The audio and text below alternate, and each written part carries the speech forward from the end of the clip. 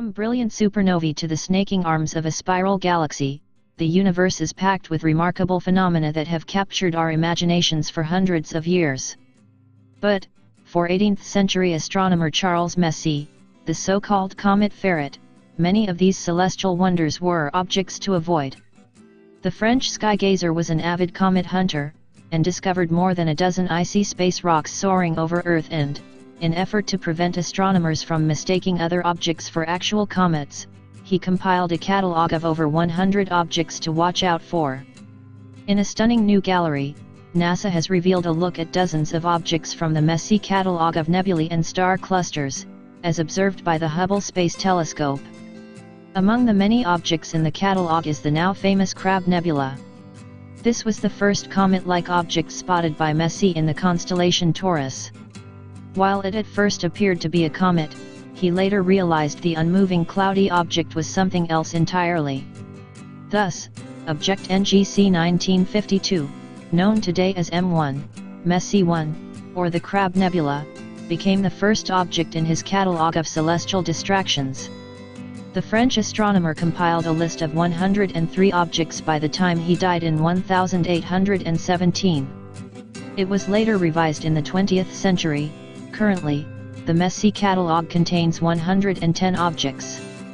The Messier catalogue includes some of the most fascinating astronomical objects that can be observed from Earth's northern hemisphere, according to NASA.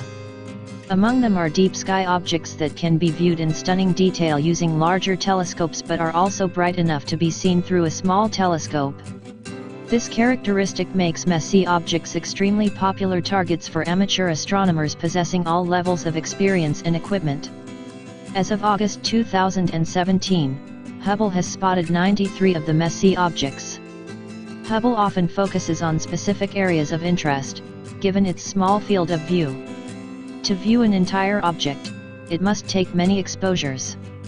In the case of Andromeda, M31 in the catalogue, for example, Hubble has captured nearly 7,400 exposures to create a mosaic of almost half of the galaxy, according to NASA.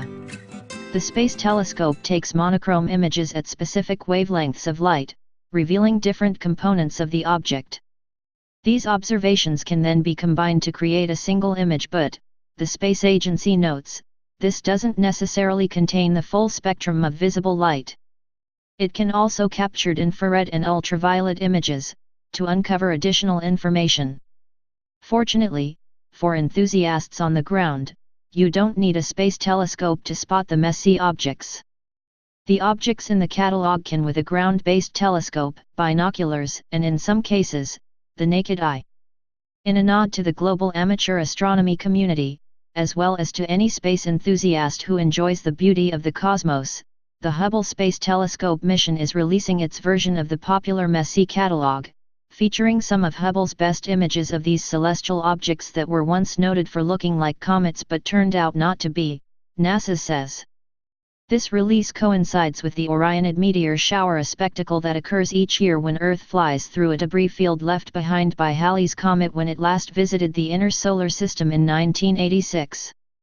The Orionids will peak in the pre-dawn hours Saturday, October 21, sending up to 20 meteors per hour streaking across the sky. While there are thought to be as many as 100 billion comets in the outer reaches of the solar system, it wasn't until modern astronomical equipment became available that scientists have been able to truly scour the cosmos for them.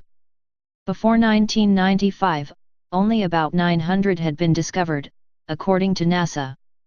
Comets are typically very dim, allowing them to pass by undetected. Occasionally, however, NASA says, a comet will sweep past the Sun that is bright enough to be seen during the daytime with the naked eye.